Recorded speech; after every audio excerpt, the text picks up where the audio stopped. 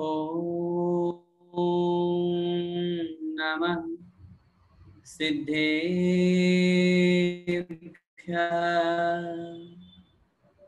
ॐ नमः सिद्धेभ्यः।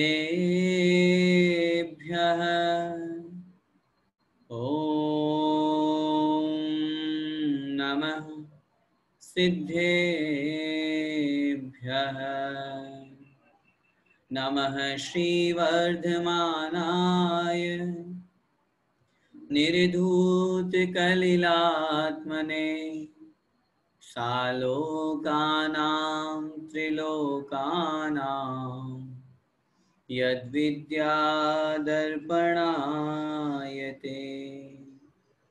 पंच परमेष्ठी भगवान की जय।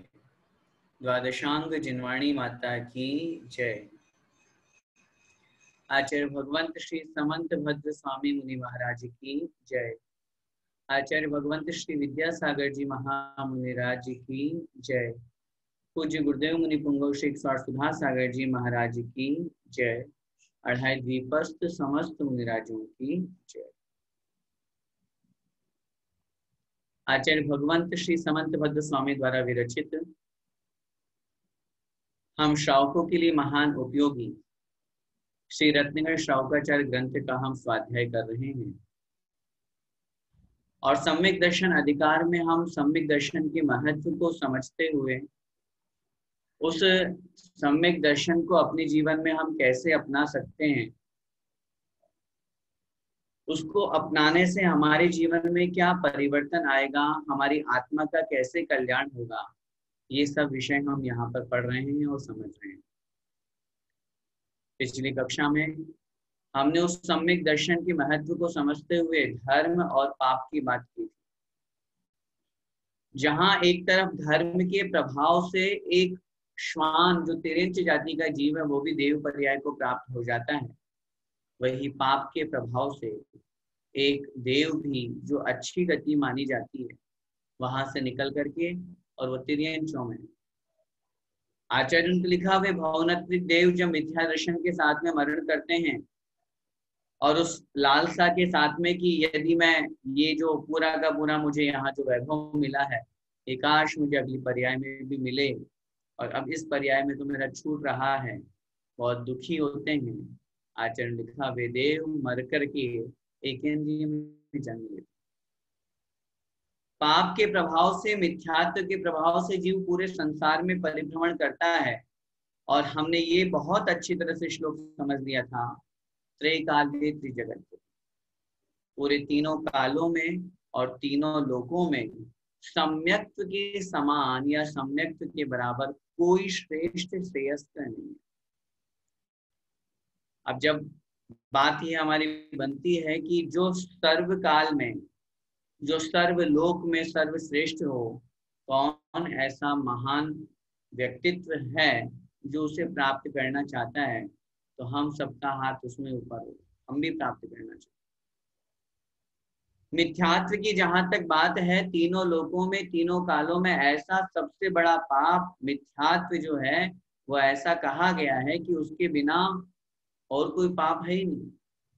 हम अनादिकाल से जो संसार में भटक रहे हैं उसका कारण ही मिथ्यात्व है। इसलिए उस श्लोक का अच्छी तरह से स्मरण करते हुए इस पूरे लोक में मिथ्यात्व के समान अश्रेष्ठ, अकल्याणकारी, अहितकारी कोई नहीं है, और सम्यक्त्व के समान हितकारी, कल्याणकारी, श्रेष्ठ कोई नहीं है। हमको सभी को यह भावना भानी चाहिए और प्रयास करना चाहिए, पुरुषार्थ करना चाहिए, अपने श्रद्धान को सही जगह दृढ़ बनाना चाहिए, और ये सम्यक दर्शन जो एक आत्मा का पहला सोपान है कल्याण के मार्ग पर ले जाने के लिए, उसको हम सबको प्राप्त करना चाहिए। आइए अब हम उस क्रम को आगे बढ़ाते हुए जो आचार्य महाराज ने यहाँ पर उस सम्यक्त्व की महिमा में बहुत सुंदर वर्णन किया है, और उस सम्यक्त्व का प्रभाव यहाँ पर दिखाया है कि देखिए सम्यक्त्व के प्रभाव से जीव कहाँ कहाँ जन्म ले सकता है और कहाँ कहाँ उसका जन्म नहीं होता है।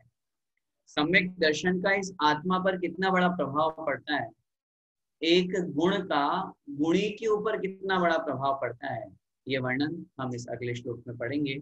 आइए हम निकालते हैं और श्लोक क्रमांक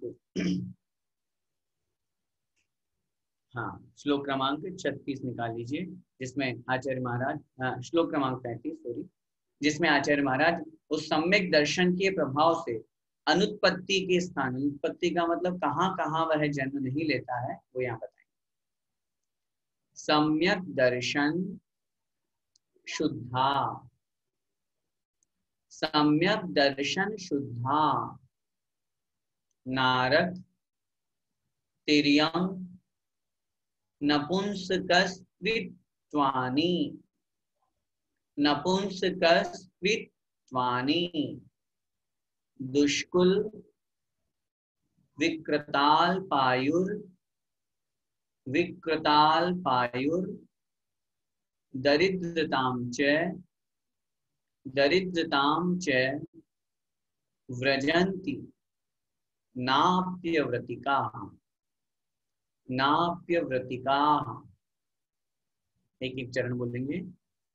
सम्यक दर्शन शुद्धा, सम्यक दर्शन शुद्धा नारक तिर्यं नपुंसकस्त्रित्वानि, नारक तिर्यं नपुंसकस्त्रित्वानि दुष्कुल विकृताल्पायुर्, दुष्कुल विकृताल्पायुर् दरिद्रतां च व्रजन्ति नाप्यव्रतिकाः, दरिद्रतां च व्रजन्ति नाप्यव्रतिकाः। पूरा श्लोक एक साथ बोलेंगे। सम्यक दर्शन शुद्धा नारक तिर्यं नपुंसकस्त्रित्वानि दुष्कुल विकृताल्पायुर् दरिद्रतां च व्रजन्ति नाप्यव्रतिकाः।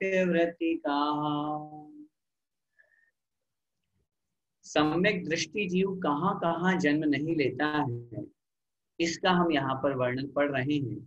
एक एक श्लोक का बहुत अच्छी तरह से यहाँ पर हम अर्थ समझेंगे। देखिए जरा, सम्यक दर्शन शुद्धा, सम्यक दर्शन से जो विशुद्ध है, जिस आत्मा में सम्यक दर्शन है, जिस आत्मा के पास सम्यक दर्शन है, ऐसा आत्मा या ऐसा जीव कहलाता है सम्यक दृष्टि। उस सम्यक दर्शन रूपी गुण से जो शुद्ध है। देखिए, पहले हमने एक बार एक श्लोक में पढ़ा था, हमारा शरीर कैसा है, स्वभावतो अशुचौ काय, संधि विच्छेद करेंगे तो अशुचौ काय। एक तरफ जहां हमारी आत्मा के साथ में कर्म मन लगे हुए, हमारी आत्मा अशुद्ध, वही दूसरी तरफ सम्यक दर्शन रूपी रत्न से शुद्ध भी हो सकती है। आत्मा तो अनादिकालीन अशुद्ध पर्याय में है, अशुद्ध है हम सभी, लेकिन यदि सम्यक दर्शन, सम्यक ज्ञान, सम्यक चारित्र रत्नत्रय गुण को धारण करते हैं तो हम मोक्ष मार्ग पर लगते हैं और उसी के प्रभाव से हमारी आत्मा शुद्ध बनती है। इसलिए आचार्य महाराज लिख रहे हैं सम्यक दर्शन शुद्ध।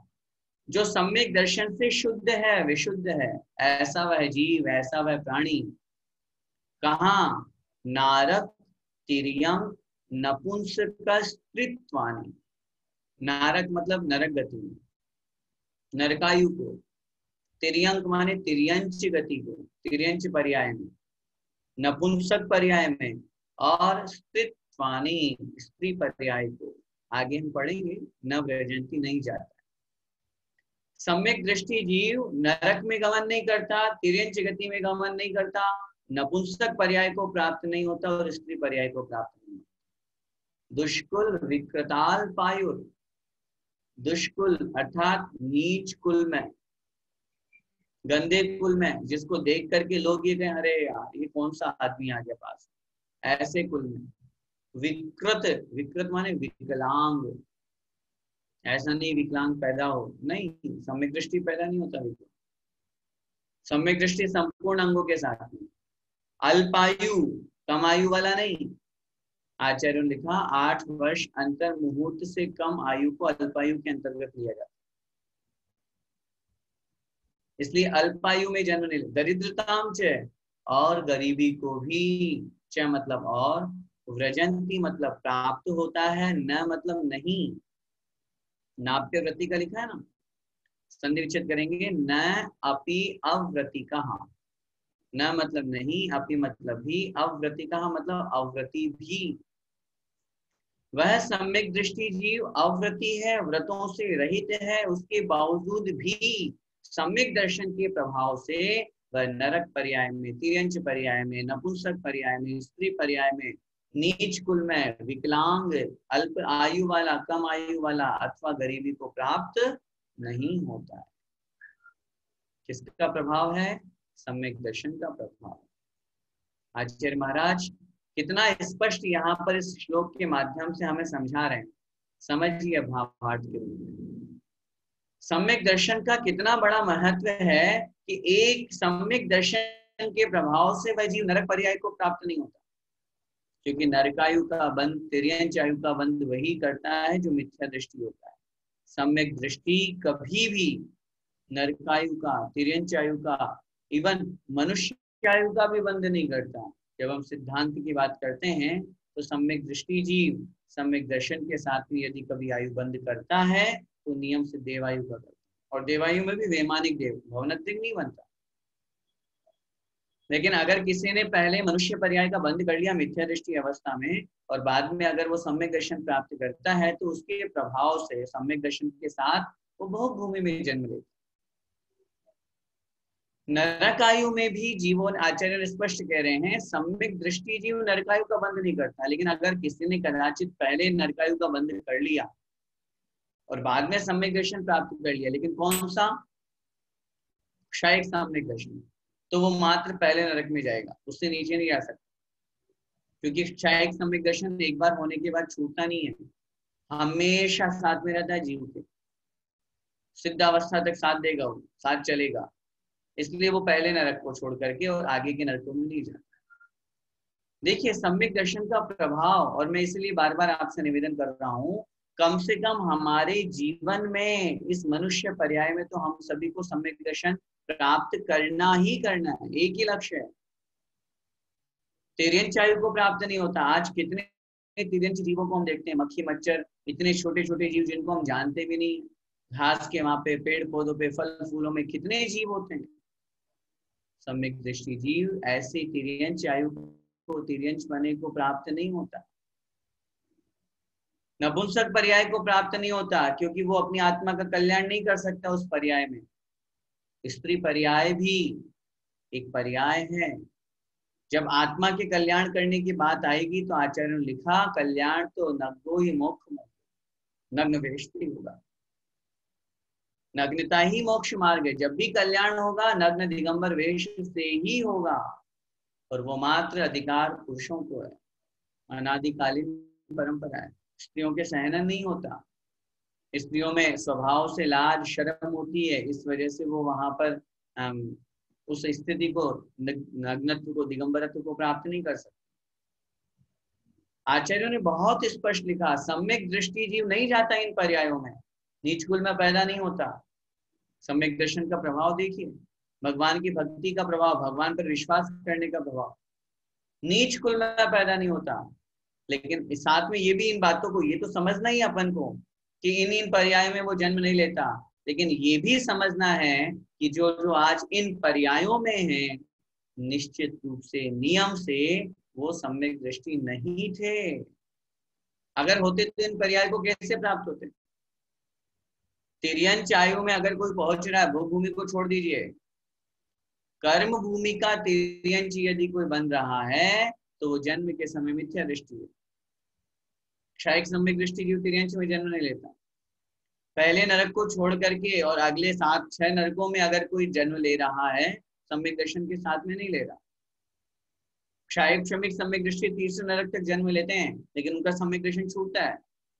मृत्यु की अंतिम अंतर्मुठ पहले यहाँ छूटेगा और जन्म लेने के बाद में अंतर्मुठ बाद वहां शुरू होगा। बीच का जो 2 अंतर्मुठ का काल है, सम्यक दर्शन नहीं है।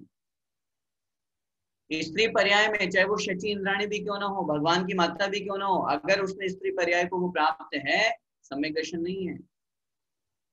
सम्यक दर्शन होता तो उस पर्याय को प्राप्त होते ही नहीं।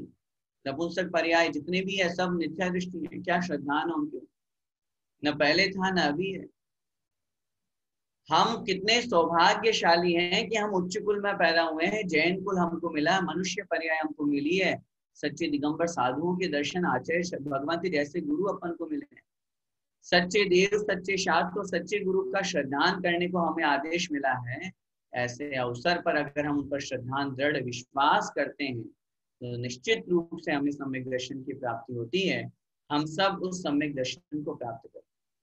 नीच कुल में जितने भी जीव जन्म लेते हैं, कहाँ आत्मा का कल्याण कर पाते। भले हम पहले पढ़ के आए कि यमपाल चांडाल के देवों ने पूजा की, नीच कुल में पैदा हुआ वो, देवों ने प्रशंसा की, आचार्य समंतभद्र स्वामी महाराज ने प्रशंसा की, लेकिन हमें मात्र इतनी सी प्रशंसा तक नहीं रहना, हमें तो रत्नत्रय प्राप्त करना। वो तो केवल मात्र सम्यक दर्शन का अधिकारी है। नीच कुल में पैदा होने वाला जीव सम्यक दर्शन प्राप्त कर सकता है, दर्शन के साथ में ज्ञान प्राप्त हो जाएगा, लेकिन नग्न दिगंबर अवस्था 28 मुलकों का पालन पंच महारत नहीं ले सकता। स्पर्श अस्पर्श शुद्ध, इस तरह से दो व्याख्या हमारे यहाँ पर मिलती है। नीच कुल में पैदा नहीं होता, विकृत विकलांग पैदा नहीं होता सम्यक दृष्टि। आज दुनिया की स्थिति अपन देखते हैं, किसी के संतान नहीं हो रही और हो रही है तो किसी की विकलांग हो रही है, किसी के अन्य मनस्क हो रही है, किसी का बोल नहीं पाता है, किसी का सुन नहीं पाता है, कोई लंगड़ा करके चलता है, किसी के साथ क्या समस्या। कभी विचार कीजिए इन बातों के ऊपर कि ऐसा क्यों होता है। पंचम काल है, आचार्यों ने लिखा है, पंचम काल में जन्म लेने वाला जीव जन्म के समय नियम से मिथ्या दृष्टि होता है, कोई हो चाहे वो। जिसने पंचम काल में जन्म लिया है वो जीव जन्म के समय नियम से मिथ्या, हाँ बाद में सम्यक दर्शन प्राप्त कर ले तो अलग बात है, उसमें तो कोई आपत्ति है नहीं। बाद में सम्यक दर्शन प्राप्त कर सकता है, जाति स्मरण से कर ले, धर्म श्रवण से कर ले, जिनबिंब दर्शन से कर ले, अनेक निमित्त है, परोपदेश से कर ले, इस तरह के निमित्त यहाँ पर उपस्थित है। अल्पायु को प्राप्त नहीं होता, सम्यक दृष्टि जीव कभी भी थोड़ी आयु को प्राप्त नहीं होता। अब आप बोलेंगे गजकुमार मुनि महाराज, सुकौशल मुनि महाराज, इनके ऊपर तो बड़े घोर उपसर्ग हुए और इनकी तो आयु भी बहुत अधिक नहीं थी, आयु भी बहुत कम थी। आचार्य श्री कहते हैं अल्पायु का मतलब क्या होता है। अपन को लगता है कि अल्पायु मतलब कोई 20-30 वर्ष में चला गया तो उसको अपन अल्पायु बोलते हैं, लेकिन आचार्य ने लिखा अल्पायु का मतलब होता है 8 वर्ष अंतर मुहूर्त से कम आयु को अल्पायु कहते हैं। अरे जब 8 वर्ष अंतर मुहूर्त में जीव केवल ज्ञान प्राप्त करने की योग्यता धारण कर लेता है तो ये तो अल्पायु होने का सवाल होता ही नहीं। लेकिन सम्यक दृष्टि जीव 8 वर्ष अंतर मुहूर्त से कम आयु को प्राप्त नहीं होता। जिस काल में जिस युग में वो पैदा होगा तदनुसार उस अनुपात में उसको योग्य उतनी आयु मिलेगी।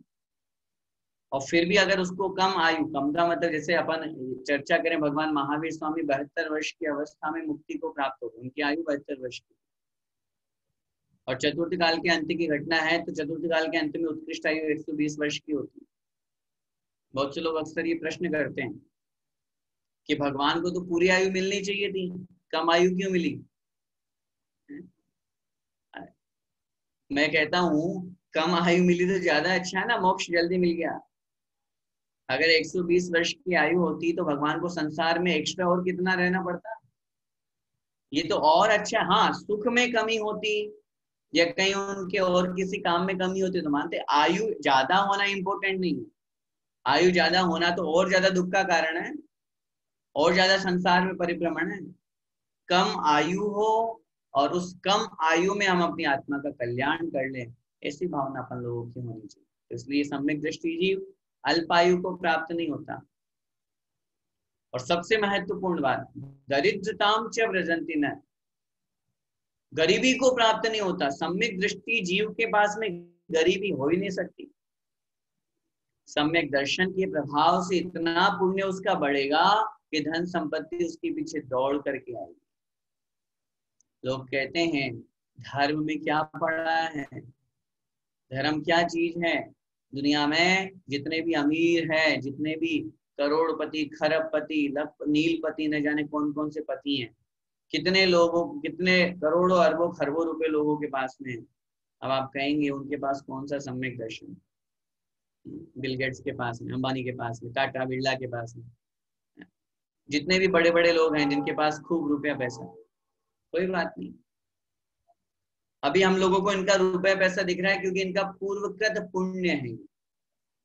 पूर्वकृत पुण्य का मतलब होता है पिछले भावों में उन्होंने पुण्य किया था, कुछ ऐसा काम किया था जो इस भाव में उनको इतने सब वैभव धन संपत्ति मिल रही है। लेकिन अगर इस भाव में उन्होंने इसका उपयोग नहीं किया और व्यसनों में, उड़ाने में, खाने पीने में, भोग में लगा दिया, तो निश्चित रूप से आगे आने वाला समय उनका बहुत दुखद रहेगा। कर्मों के माध्यम से उनको ऐसी स्थिति प्राप्त होगी कि वो दर दर की ठोकरें खाएंगे। और आज दिखता है, लोगों में देखने को भी मिलता है।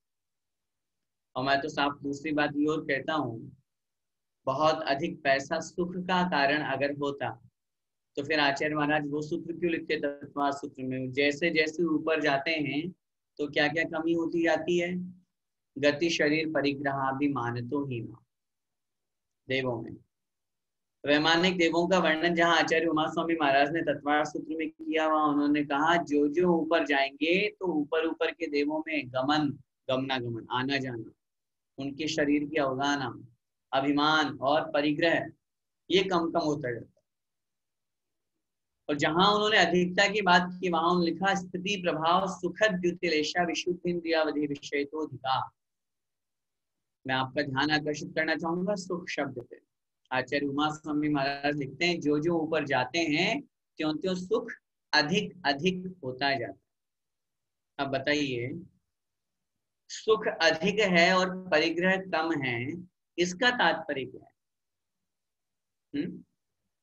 इसका बहुत सीधा सा तात्पर्य ये है कि जहां ज्यादा परिग्रह होगा वहां ज्यादा दुख होगा, वहां ज्यादा चिंता होगी, वहां ज्यादा आकुलता व्याकुलता होगी, वहां ज्यादा परेशानी होगी। अरे, और जहां परिग्रह है ही नहीं या बहुत कम है, अच्छा आचार्य श्री को कोई दुख, कभी दुखी होते हुए दुखा, रोते हुए, सवाल ही पैदा नहीं होता। कभी दुखी, कभी चिंता, अरे अब क्या होगा। और अपन लोगों को, अपन आए दिन परेशान होते रहते हैं। कारण परिग्रह, संसार, गृहस्थी, विकल्प। उनके पास परिग्रह के नाम पे एक पैसा नहीं है, एक रुपया नहीं है, उसके बावजूद भी वो इतने सुखी हैं। और हमारे पास इतनी धन दौलत है, अपार वैभव है, उसके बावजूद भी हम दुखी हैं। अब इसके बावजूद भी हमको समझ में नहीं आए तो फिर भगवान ही मालिक है। अब तो अपन, ये तो प्रैक्टिकल उदाहरण अपन को समझ में आ रहा है कि परिग्रह सुख का कारण नहीं है। हाँ, मैं मानता हूँ गृहस्थ में है, आवश्यक है, जितनी आवश्यकता है, जितनी नेसेसिटी, उतना अपने पास होना चाहिए। घर में गाड़ी है, चाहिए बंगला होना चाहिए, परिवार है, बच्चे हैं, थोड़ा बहुत रुपया पैसा होना चाहिए, जितने जिसमें हमारा संतुष्टि हो जाए, हमारा काम चल जाए। लेकिन बहुत अधिक अधिक अधिक और की लालसा में जो हम धर्म को भूल जाते हैं और धर्म को एक तरफ रख देते हैं, सिर्फ लक्ष्य में धन बना लेते हैं, निश्चित रूप से वे लोग हमेशा दुखी रहते हैं। अरे जिन्हें खाने पीने का चैन नहीं है, जिनके मन में ये भाव आ रहा है बस रुपया पैसा कमा लूं मैं, तो चाहे रात के 10 बज रहे हैं कि 12 बज रहे हैं, खाने पीने की चिंता परवाह नहीं है, तो ऐसे लोग क्या, अरे कमा किसके लिए रहे हैं? आचार्यों ने शास्त्रों में क्या लिखा, अगर कोई 60 की एज के बाद में भी, गवर्नमेंट एक रिटायर्ड कर देती है पर्सन को 60 के बाद में, हमारा धर्म भी जहां पर अपन एक एवरेज बना करके 80 वर्ष 90 वर्ष की आयु वर्तमान में मानते हैं, तो 20 80 वर्ष में 4 अवस्थाएं अपनी बन गई, 4 आश्रम अपने होते। 60 वर्ष की अवस्था के बाद में हमारा वानप्रस्थ संन्यास आश्रम शुरू हो गया। अगर कोई 60 वर्ष की अवस्था के बाद में भी खूब कमा रहा है, सर्विस कर रहा है, दुकान पे बैठ रहा है, धर्म की तरफ नहीं मुड़ रहा है, बच्चे योग्य हैं उसके बावजूद भी और खुद कमाई में लगा हुआ है, तो आचार्य भगवंत लिखते हैं शास्त्रों में, वो व्यक्ति उन बच्चों के लिए नौकर का काम कर रहा है, जो बच्चों को एक बहुत अच्छा नौकर वहां मिल गया, जो आराम से रह रहा है, उनको कमा कमा करके दे रहा है। अरे भाई, जितना तुमने पूरे जीवन भर कमाया उसका तुम उपभोग कर लोगे, वही बहुत है, उसको वो उपभोग कर लो, वही बहुत है। तीन तीन चार चार पांच पांच पीढ़ियों की चिंता, अरे वो जो आने वाले हैं वो क्या करेंगे, फिर सारे हम करके चले जाएंगे। तो इसलिए बहुत अधिक परिग्रह की लालसा हमारे जीवन में नहीं हो। भगवान जिनेंद्र देव की अनुकंपा से, इस सम्यक दर्शन के प्रभाव से वो जीव गरीब घर में पैदा ही नहीं होगा। तो प्रश्न करते हैं, तीर्थंकरों के आहार जहां भी अपन पढ़ते हैं राजा महाराजाओं के यहाँ, सामान्य जनता के क्यों नहीं हुए साहब? तीर्थंकरों के आहार सामान्य जनता के यहाँ क्यों नहीं हुए? प्रश्न करते हैं राजा महाराजा, राजा श्रेयांश के यहाँ, हिंद राजा के यहाँ, हिंद राजा के यहाँ। जरा विचार करें कि उनका पुण्य कितना होता है, जरा ये तो सोचिए। अपन एक पंक्ति पढ़ते हैं ना, भवि भागन वच जोगे वश। भव्य जीवों के भाग्य के कारण से उपदेश की जहाँ चर्चा ही, समुद्र के पश्चात बिहार की चर्चा है, लेकिन ये तो गृहस्थ अवस्था में भी है, ये तो मुनि अवस्था में भी है। मुनि महाराज तीर्थंकर भगवान का विहार उस तरफ होता है, वहां आहार होता है जहां पुण्यशाली जीवों का निवास होता है। और उन देवों ने उनके माध्यम से उन राजा महाराजों ने बहुत पुण्य किया था, पहले उसका उदय सामने आया। इसलिए सम्यक दृष्टि जीव दरिद्रताम च न व्रजन्ति, दरिद्रता को प्राप्त नहीं होता। हर व्यक्ति की लालसा है, हर व्यक्ति अपने जीवन को अमीर बनाना चाहता है। मेरा जीवन अमीर बने, मेरा नाम अमीरों में आए, मैं खूब पैसा कमाऊं। आचार्य ने लिखा, खूब पैसा कमाओ या ना कमाओ, सम्यक दर्शन रूपी रत्न कमा लो, तो ये सब पैसा अपने आप दौड़ करके, कहीं जाने और कहीं भागने की आवश्यकता नहीं है। और इसके जस्ट विपरीत अगर अपन बात करेंगे तो मिथ्यात्व के प्रभाव से वो जीव, भले अपन को आज दिख रहा है यार इतने बड़े बड़े लोग पैसे वाले, मंदिर तक नहीं जाते, धर्म तक को नहीं मानते, फिर भी देखो कितने पैसे बरस रहे इनके यहाँ पे। कोई बात नहीं, अभी तक इनका पूर्वकृत पुण्य चल रहा है, जब तक तेरे पुण्य का बीता नहीं करार, तब तक तुझको माफ है, अवगुण करे हजार। कर लो, कोई बात नहीं, अभी जितना पाप कर रहे हैं ना वो कर लीजिए, लेकिन जब ये पाप का घड़ा फूटेगा, जब पुण्य खत्म हो जाएगा, जब पुण्य खत्म हो जाएगा, तब उस पुण्य के खत्म होने के कारण से ऐसे ऐसे बड़े बड़े महाराजा, बड़े बड़े राजा, कहाँ अयोध्या के राजा रामचंद्र जी, उनकी उनकी पत्नी जनक नंदिनी सीता, कितना पुण्य था उन लोगों का। रामचंद्र जी तद्भव मोक्षगामी जीव, लेकिन उसके बावजूद भी जहां पुण्य में कमी दिखी, और बताइए जंगल में जा रहे हैं, रानी सीता का अपहरण हो गया। पंक्तियां पढ़ते हैं अपन, पुण्य उदय जिनके तिनके भी ना ही सदा सुख साता। जिनके पुण्य का उदय है उनके भी हमेशा सुख नहीं देखा जाता, कब पुण्य कब पाप में परिवर्तित हो जाए। ऐसा तो है नहीं ना कि हमेशा पुण्य पुण्य चलता रहेगा पूरा जीवन भर। 6 महीने से अधिक नहीं हो सकती है साता वेदनी की उत्कृष्ट जो अनुभाग शक्ति है, कंटिन्यू स्थिति रूप में उदय शक्ति, उसके बीच में असाता तो उदय में आएगा ही आएगा। इसलिए आचार्य महाराज लिख रहे हैं स्पष्ट रूप से कि सम्यक दर्शन के प्रभाव से वह जीव कभी भी उस गरीबी को प्राप्त नहीं होता, निर्धनता को प्राप्त नहीं होता। ये सम्यक दर्शन का प्रभाव है। ये तो सब सम्यक दर्शन के प्रभाव से वो जीव अपनी आत्मा का कल्याण करता ही करता है। अपने आत्मा के कल्याण को के मार्ग पर आगे बढ़ करके सम्यक दर्शन को वो जीव प्राप्त करता है। आइए इसी क्रम में हम सम्यक दर्शन का और महत्व समझते हैं कि सम्यक दर्शन के प्रभाव से वह जीव किस पर्याय को प्राप्त होता है, जिस पर्याय में वहां पर उसको अष्ट विद्या मिलती है, जिस पर्याय में वो इस देव पर्याय को प्राप्त होकर के उन देवांगनाओं के साथ में चिरकाल तक, बड़ा लंबे समय तक भोग करता है, ऐसे उस पर्याय को प्राप्त होता है। आइए देखते हैं, सम्यक दृष्टि जीव श्रेष्ठ मनुष्य पर्याय को प्राप्त होता है। देखें, ओजस तेजो विद्या वीर्य यशो वृद्धि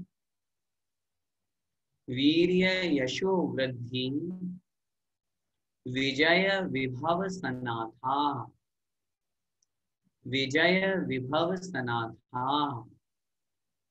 महाकुला महार्थः महार्थः मानवतिलका भवन्ति दर्शनपूताः दर्शनपूताः। आइए एक एक चरण का उच्चारण करेंगे। ओजस्तेजो विद्या,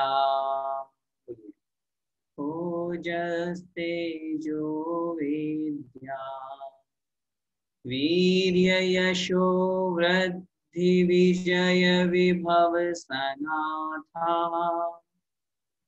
वीर्य यशो वृद्धि विजय विभव सनाथा, महाकुला महार्था, महाकुला महार्था, मानव तिलका भवन्ति दर्शन पूताः, मानव तिलका भवन्ति दर्शन पूताः। एक साथ पूरा श्लोक बोलेंगे। ओजस्तेजो विद्या, वीर्य यशो वृद्धि विजय विभव सनाथा, महाकुला महार्था, मानव तिलका भवन्ति दर्शन पूताः। आइए अर्थ समझते हैं। सम्यक दर्शन के प्रभाव से वह जीव मानव तिलक होता है। मानव का मतलब मनुष्य और तिलक माने श्रेष्ठ, मनुष्यों में सर्वश्रेष्ठ होता है। ओजस तेजो विद्या, वीर्य यशो वृद्धि विजय विभव सनातन।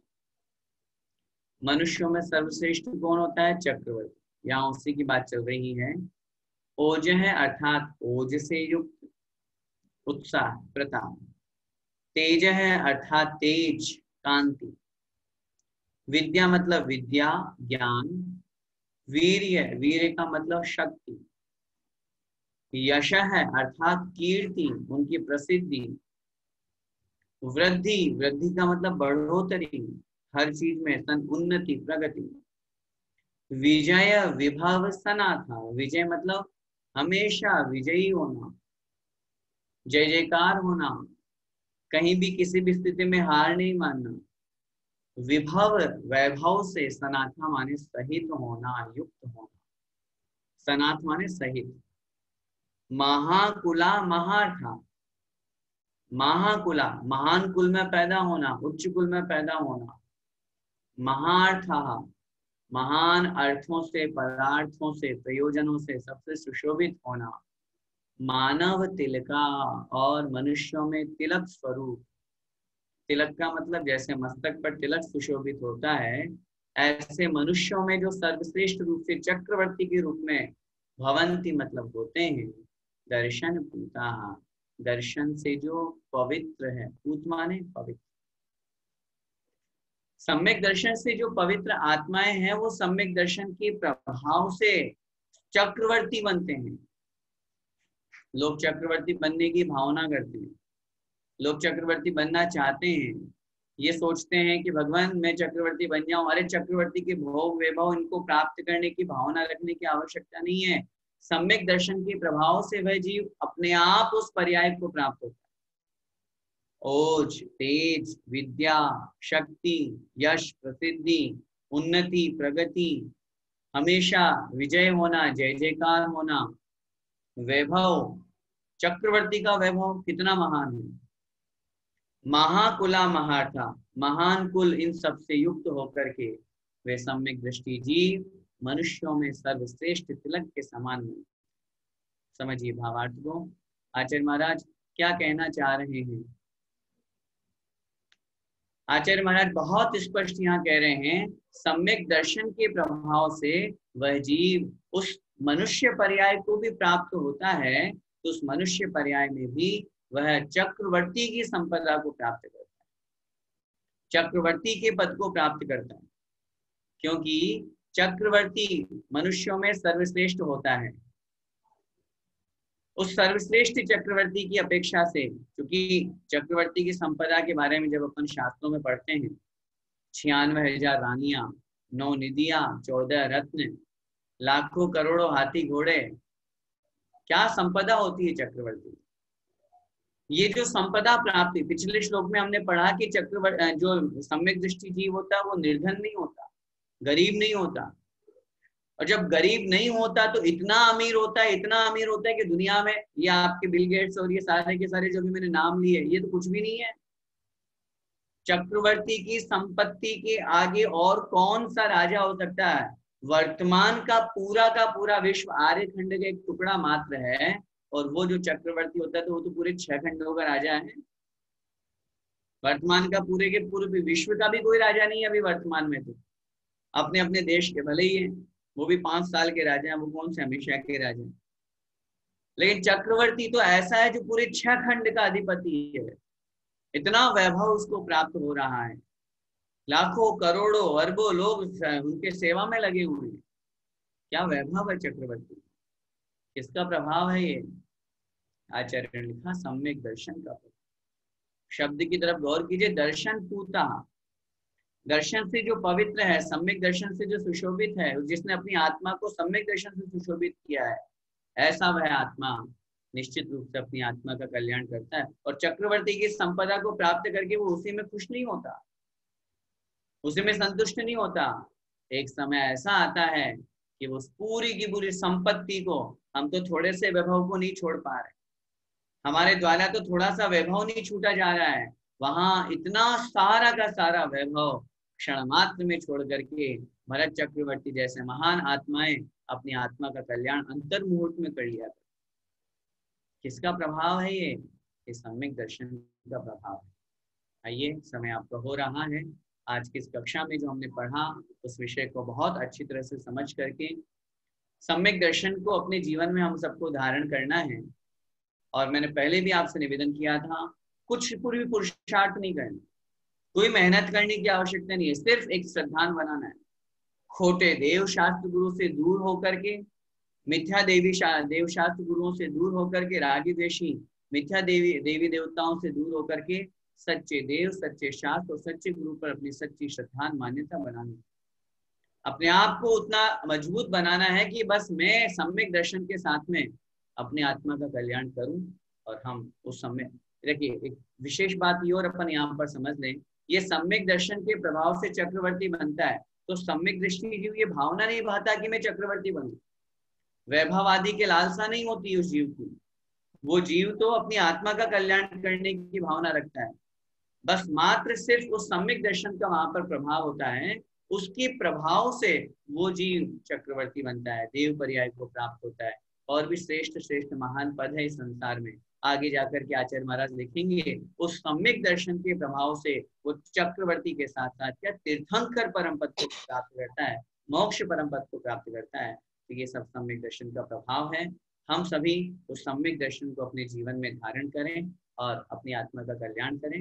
इसी मंगलमय भावना के साथ में पूरे द्वादशांग जिनवाणी माता की जय।